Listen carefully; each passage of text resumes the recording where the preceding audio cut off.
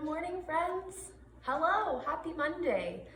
It is so much fun to be able to talk to all of you over the internet. It's so special.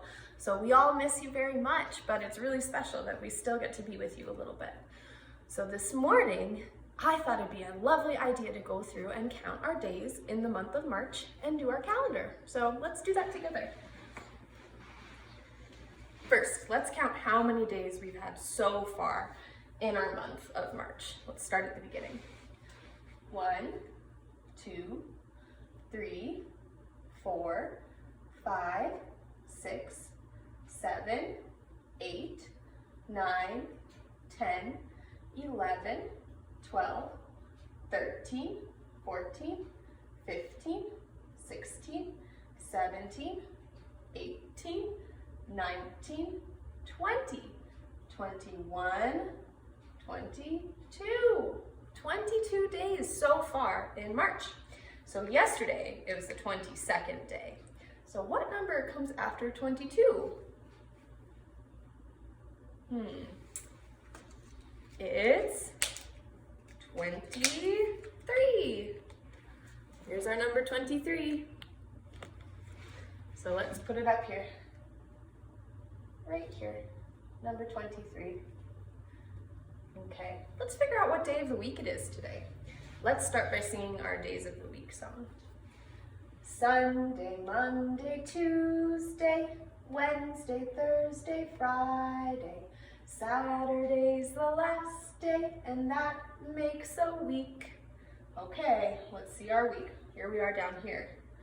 So let's start at the beginning.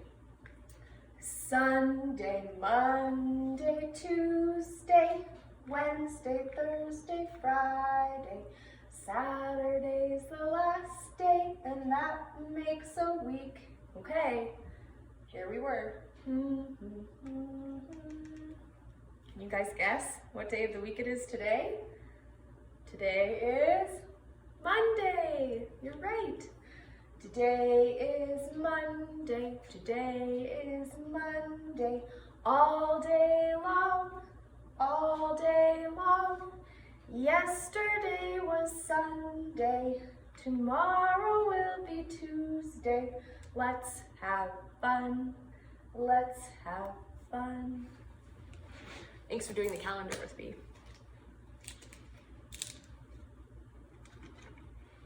Okay. Now, in the Rainbow Classroom, sometimes we do something kind of special at our circle time. So, because we're having circle time right now, I thought it could be special to create a moment of silence. Now, I know that at our houses, when we're playing and having a good time, it can get really loud, right? And sometimes even at school, in our classrooms, it can get really loud. So it can be nice sometimes to take a moment to make our silence.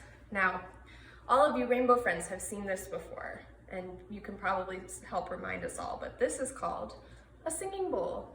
And this is my really special singing bowl that my mom got for me for my birthday. And she got it from a really special place called Tibet, and it's over 100 years old. So this is really special to me. So before we get started, I'd like to read a story called When I Make Silence. And I bet a lot of you have seen this before, so come with me, let's do that. This is called When I Make Silence.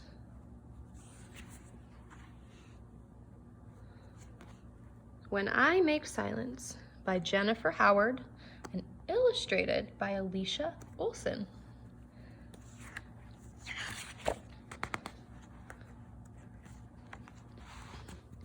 When I make silence, I breathe deeply. I imagine my breath is like an ocean's wave gently rolling in, then out. And when I listen, I can hear the clock ticking.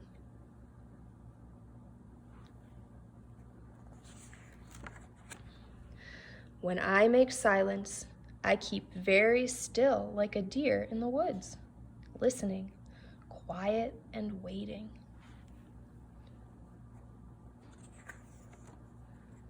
And deep inside, I can feel my heart beating.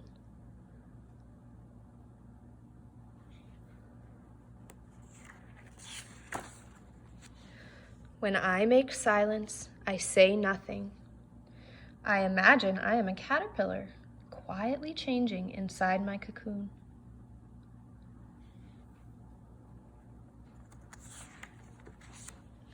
When I breathe deeply, I can smell the melting candle.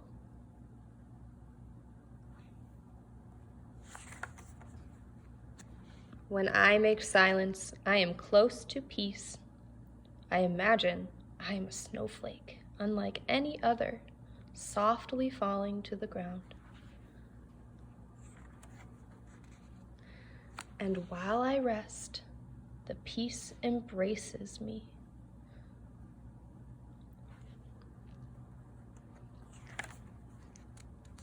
When I make silence, I close my eyes. I imagine I'm all alone, even though my friends are all around me.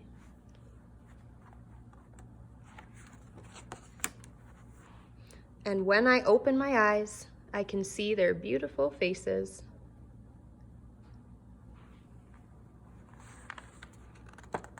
The end. Thanks for reading with me. I really like this story. So now, let's all practice. And I know that just like in the story, when we close our eyes, it can feel like we're all alone, but I want you to remember that even though you might be alone at your house with your moms and dads, all of your friends are here too. And they're all at their houses. But it's so special that we can all be together when we're online. Pretty cool. So let's make our own silence. See if we can do it. So we're going to use the singing bowl. Now, it sounds a little bit different, I'm sure, if you're right next to it than it does if you're far away. So listen really closely.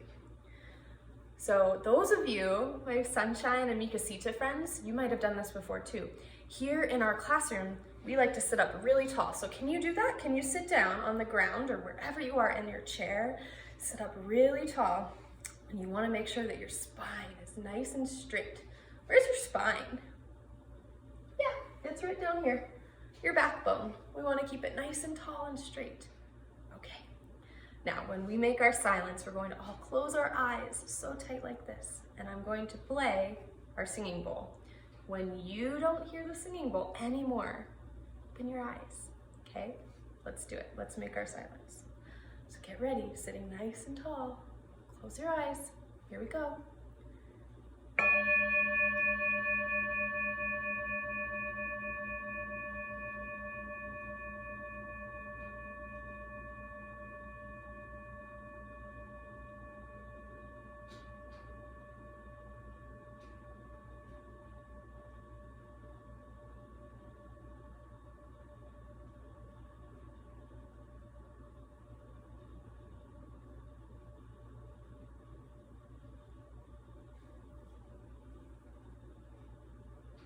Did you all open your eyes? Welcome back. That was so special. Wasn't it fun to create silence? It's kind of hard, I think, to sit really still for a long time. So congratulations, everybody.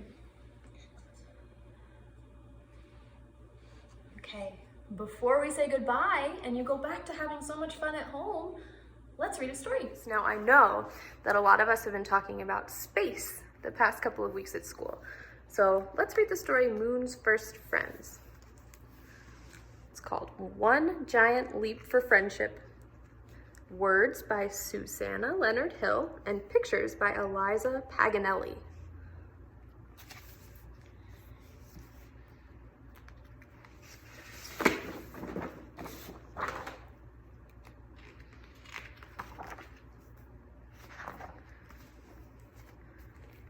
The moon was queen of the night sky.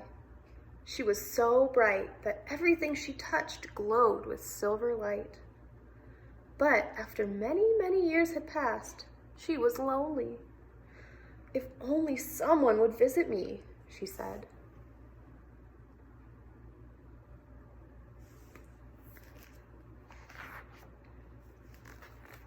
Hello down there, she called to the lumbering dinosaurs.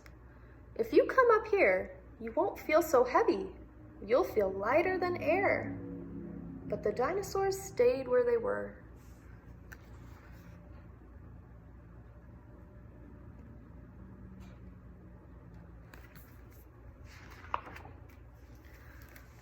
Under the moon's watchful eye, the surface of the earth changed. The moon saw glorious new creatures come and go, like saber-toothed tigers, mastodons, woolly mammoths, dodo birds, whales, rhinoceroses, and elephants. But they all stayed earthbound and rarely looked up to her in the night sky.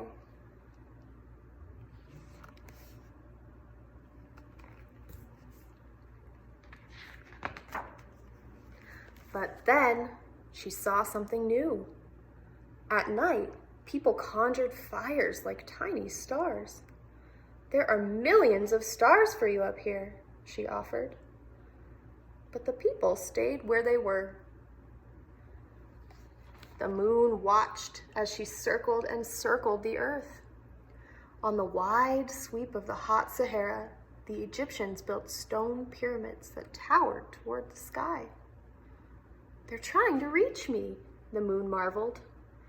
But though the pyramids were mighty, they came nowhere near high enough to reach the moon. Perhaps they didn't see her. Here she is.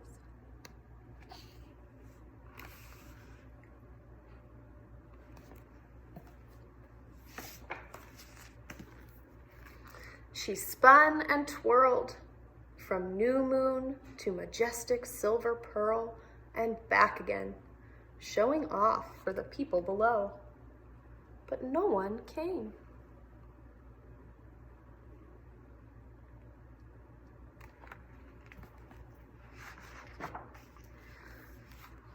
She watched as down on earth people came up with all kinds of ways to get from one place to another. But they did not sail, or drive, or cycle, or float to the moon. Then, on a windy day in North Carolina, the first airplane flew above a beach. "You're doing great," encouraged the moon. "You just need to fly a little higher." But the people on Earth only traveled to visit one another. Was it possible they didn't know she was there?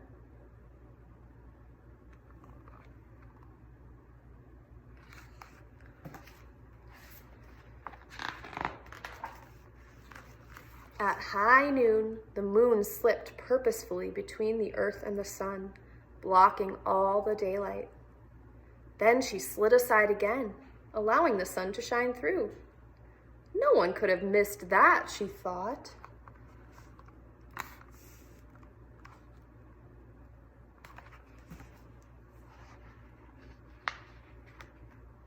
But still, no one ventured away from Earth.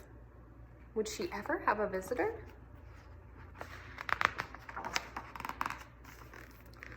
Just when the moon was losing hope, the people on Earth began to experiment with rockets, and the moon watched with great interest.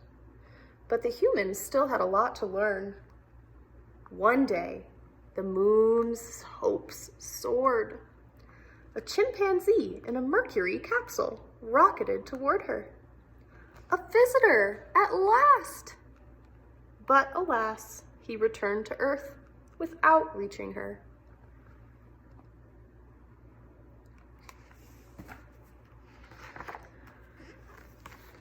And then, one hot July day, a tremendous rocket stood upon a launch pad with two small spaceships perched on top.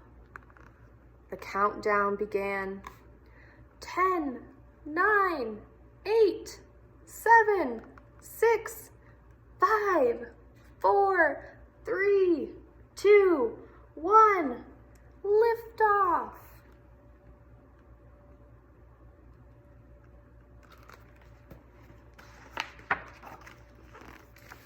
At 30 stories high and weighing 6 million pounds, the rocket rose into the air amid an explosion of flames. Slowly at first, and then faster and faster. The rocket fell away in stages, but the two spaceships hurtled toward the moon. "They're coming," the moon said. "They're actually coming."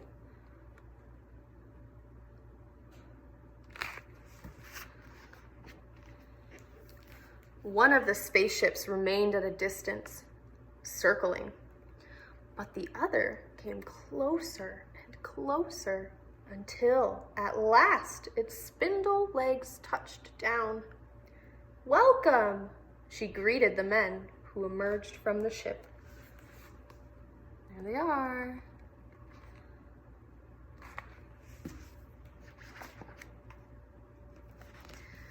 The astronauts walked across her surface with great bounding steps that made her dust bloom. They seemed delighted with how far they could travel with each stride. The moon gave them gifts of moon rocks and dust. "Take these back to Earth," she said. "Then, even though I can't visit you, a part of me will be there." The men left her a present in return, a handsome plaque that read, "Here men from the planet Earth first set foot upon the moon, July 1969 AD. We came in peace for all mankind." They also left her a beautiful flag with red and white stripes and a scattering of white stars on a blue background. Does anyone know what flag that is?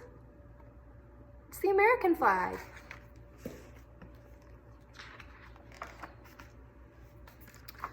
Too soon, the astronauts had to leave. "Goodbye," the moon said as their ship floated away into the starry distance. "Come back anytime." Here we go.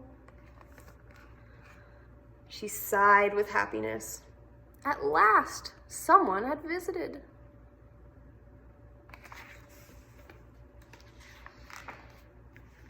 And now, she had hope that it would happen again.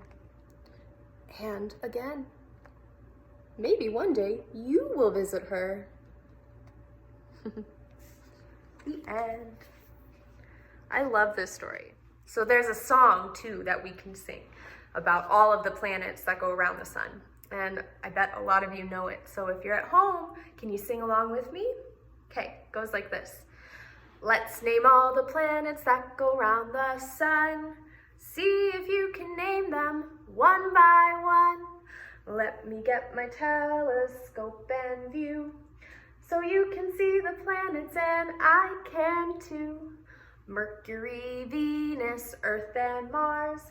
Turn the scope around so you can see some stars. Jupiter, Saturn, Uranus too. Neptune, Pluto, doodly-doo. Except, is Pluto a planet? Not anymore. Now we call it a dwarf planet, right? So we could say, Neptune, not Pluto, doodly-doo. Okay. Let's sing one more song together before we say goodbye for the day. I think a lot of you know this, so sing it with me.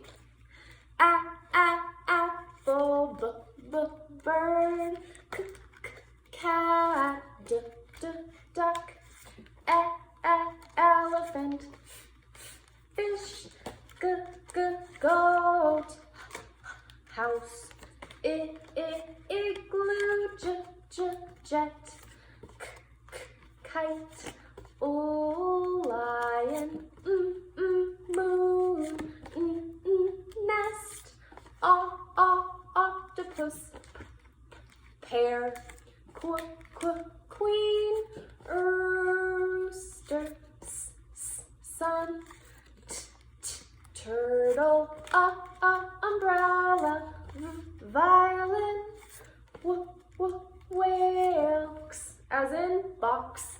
Yarn, it's so much fun. Zebra, he really can run. We just sang our alphabet song. Next time, won't you sing along? All right, friends, well, thank you so much for singing with me and for doing circle time with me and reading a story with me. It was so special to get to see all of you on your screens today. So I hope that you all have a great rest of your day, and we'll see you again so soon. So have a good day. Bye, friends.